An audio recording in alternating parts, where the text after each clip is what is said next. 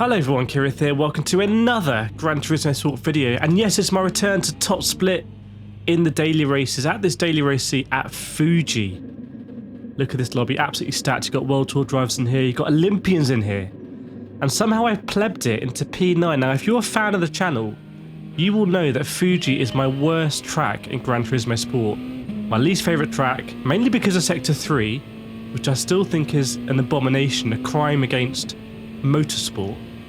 But I really wanted to crack Fuji, so I'm going to make quite a few Fuji videos for you coming up. It's going to be what I'm terming internally as Fuji Week, as the Spaniard kind of goes for a dive but then filters through. So I have to watch out for the Spaniard. That was a very late move. Might have been caught out by the heavy car and the worn tyres, probably on the medium tyres, we'll see. He kind of loiters there, so may have to watch out for him. But yeah, somehow we qualified in P9. In top split as we get squeezed out of here by the Spaniard. Quite a rude move. He's got a half-second penalty, so I decide here to go up the inside, claim this apex, and we're going to go side by side. I do just leave, I think, just about enough room, although it is a little bit rude on my part as well. And again, some side to side. Too early to say whether this is going to boil over, but definitely more contact than I want at this stage of the race. And decide to back out at this point, because if you don't back out, there's a danger you could be squeezed onto the grass and lose a lot of positions. But yes, Fuji, always been my worst track in Gran Turismo Sport.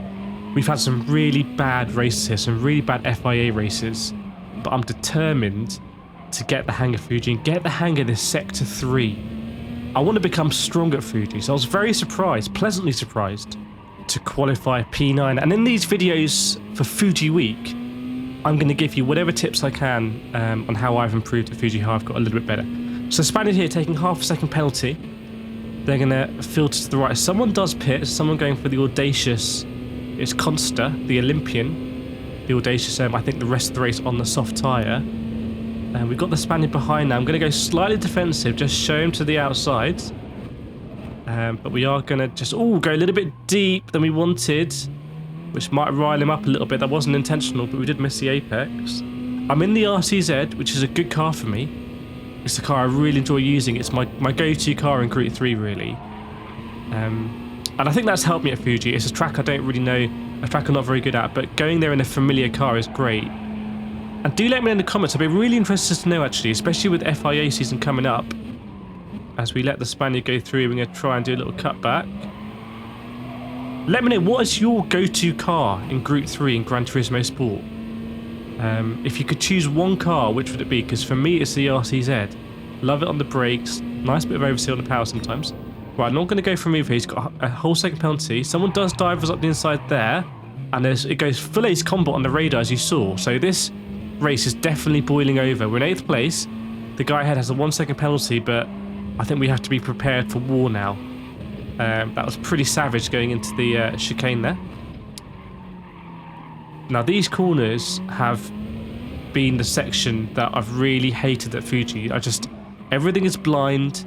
There's no real turning markers. You kind of miss apexes or go past apexes. It's all very kind of unorthodox. I don't like it. I like corners where you can clearly see your turning point. You can clearly see your apex. Fuji Sector 3 is not like that. And without going all kind of Morpheus in the Matrix, you have to really open your eyes and understand the racing line for that last sector, because it's not obviously laid out. We're going to battle here with the Spaniards and just about hold it on the exit. So we've got a few Spaniards behind, 3 Spaniards behind, and 2 Brits ahead. Let's see if we can catch up with Louis here. Maybe strike some kind of alliance. We do go purple. That lap, but maybe everyone's going purple, you don't know. Right, Louis got a 1 second penalty. Wow, okay. So potentially could come back our way. This is good news for us. You can see 4th place there. 4th place is visible in top split at Fuji. I can't even really believe. Again, if you're a fan of the channel, this is probably, you probably think someone else is driving right now, because we've had such bad luck at Fuji. Just been terrible at Fuji. Just can't really drive the circuit. Try not to go too deep here. We go a little bit deep, actually, a little bit deep, and it could cost you a lot of time. This is one of my tips for Fuji. If you're losing a lot of time, or you're looking at times on the qualifying leaderboards, you can't get close, so we're going to lose that here. Definitely brake earlier into that chicane. Way better to brake early than brake late. I'm just trying to turn in here and hopefully not get fishtailed, which happens. The two Spanish behinds are really fighting, so again we're going to go narrow here, not invite anything up the inside, and hopefully just stay in the slip of the RCZ ahead, which we're going to do. And we'll see Louis take his 1 second penalty. He might drop back into this pack. It's a pretty brutal battle for 6th place right now. There is a queue of cars behind wanting to have our lunch, as we're going to head into turn 1 for the 4th time. Someone up me inside now. Don't really defend it. We'll let them go. But then try and see if we can hang it around the outside. Will we get given the space? As Alex only a very fast esports driver. And we let him through. The RCZ and the Porsche had a battling side by side. So yeah, really intense race so far. Hope you're enjoying it. And do feel free to drop a like or even subscribe if you want to see more of this, as it's a very, very intense battle for 6th place. We've got 5 cars in the mix, and I go for a big lunge here up the inside of Alisoni. We both leave each other the space. A bit of an opportunistic one, but in these kind of battles you don't really want to filter all the way to the back. If you can get to the front of this sort of battle, sometimes the pack behind will just tear itself apart. Again, we have to concede the position here to the Peregrine, and we've got a Dutchman behind, 1.2 seconds behind, who I think has been making his way up, so maybe starting on the soft tyre or something. It looks like he's going to be close to being in our slip. And the RCZ Spaniard ahead is just about making a break for it. This is exactly what I was talking about. If everyone else is going to squabble going to the last corner here, that RCZ might be able to break away. But if he hasn't escaped the slip from the cars behind, he's just going to get reeled in here. So we'll see. Very tactical race. So we've gone down to 10th place here. Going to go over for lap 5. We are going to pit ideally on lap 6. That is the optimal strategy. Doing 6 on the medium, 6 on the softs. And it is probably faster ultimately to do it this way around. Start on the medium, then go on the softs. Use a soft tyre when the car is light at the end of the race. As Louis just completely ignores the apex there. Tries to take out Peregrine and ends up taking out Alexoni, I think. That was pure carnage. Okay, maybe some previous there. So I think let's try and make a move up. Don't really want to be behind. Squirreling a bit on the power. So we're back up to 7th place now. Seeing if we can reel in this RCZ ahead of us. 2 seconds up the road and we can just about still see 4th place. Are we going to get sent here? Yes, kind of. I leave the space. Don't want to turn in and end up getting fishtailed. And we've got all the boys behind. I think the Dutch driver is now with us as well. That must be the new purple or pink car. Yep, there we go. One of the Spaniards running wide.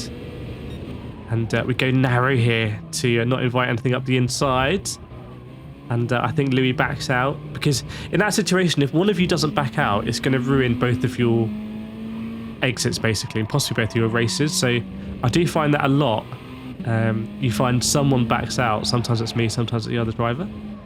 Again, staying narrow here. Don't want to be taking the wide line and inviting someone inside. You know, the racing line for this last corner is so wide. You can massively invite someone just to park it at the apex. And you will both lose a lot of time, but they will gain track position. So we're not going to pit this lap. You can see Turnbull, who is one of the fastest drivers in the game at the moment, pitting. And the Hungarian pitting as well. And the Spaniard ahead. Okay, right. So Spaniard ahead is going to try and undercut us, go on a soft tyre lap earlier. So if we can work together now, we can possibly counter that undercut. And we'll have fresher tyres at the end of the race in any event. So following Louis now, my aim now is to work with Louis and hopefully battle that Spaniard when he comes out of the pits.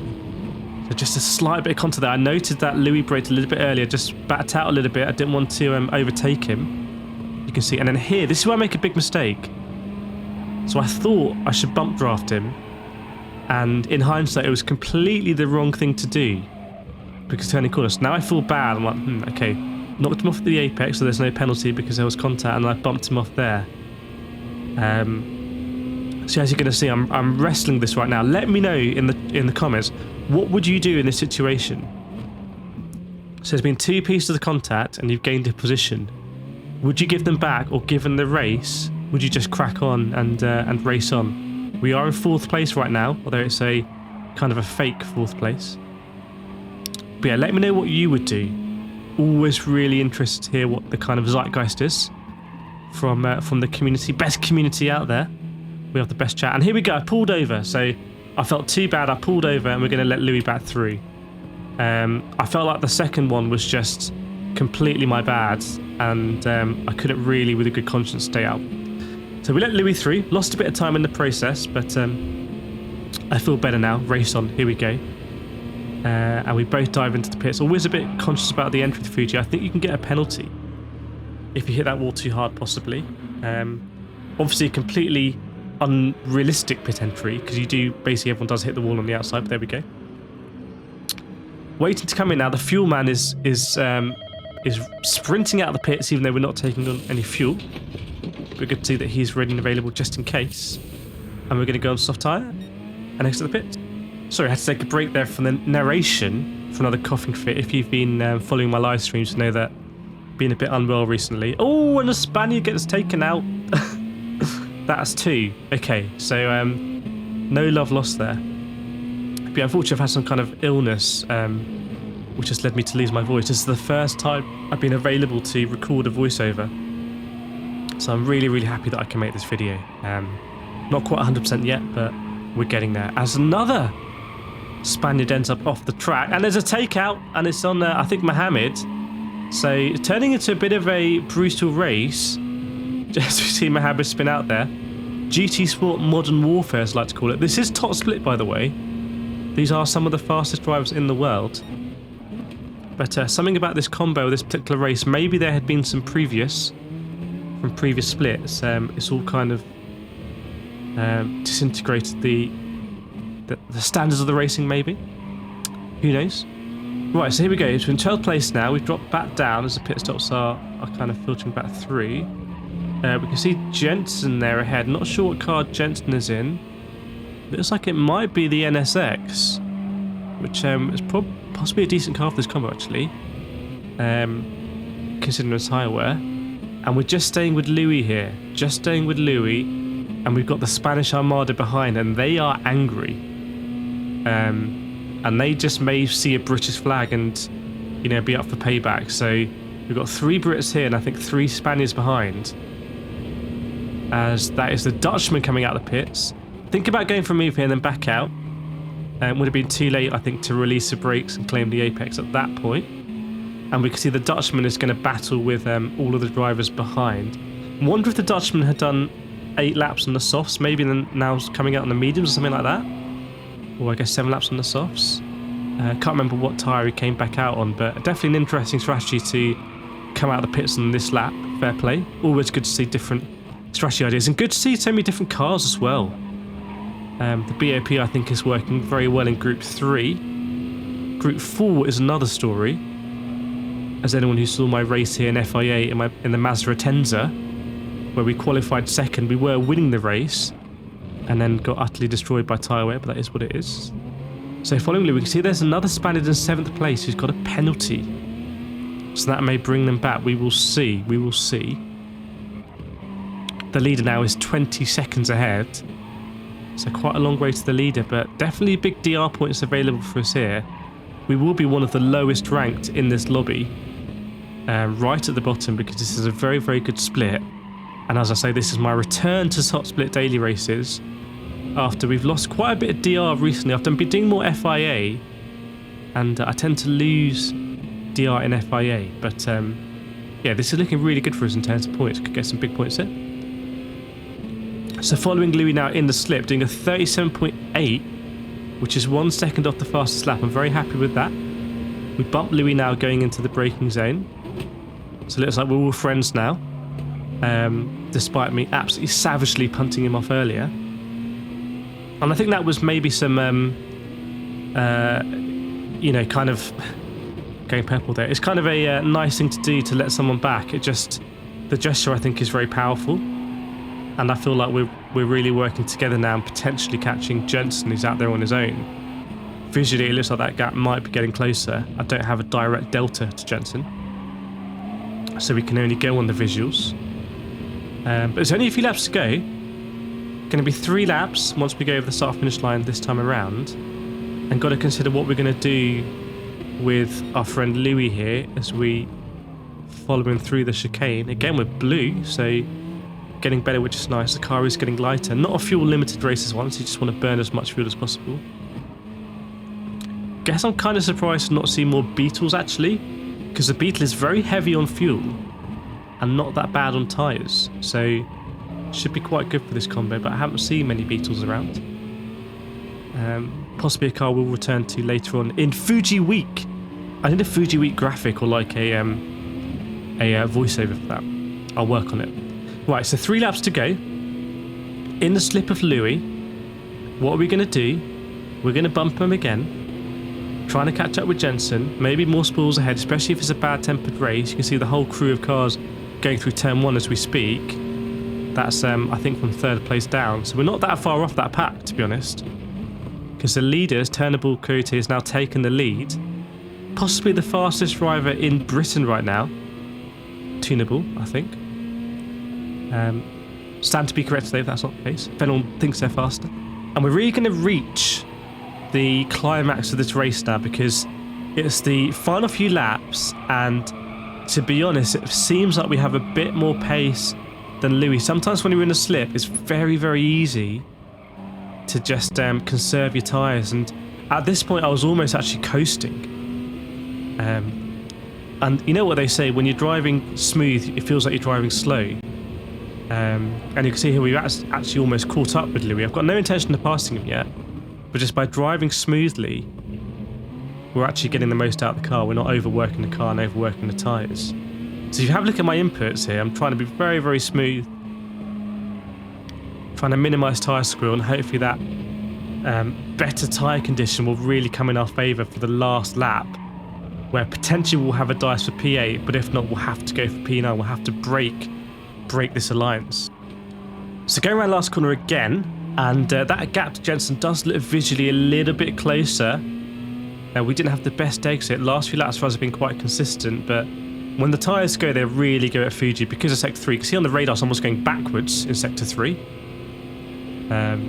Someone's having an absolute nightmare there. I don't know who that is, in 19th place. But maybe their tyres have gone.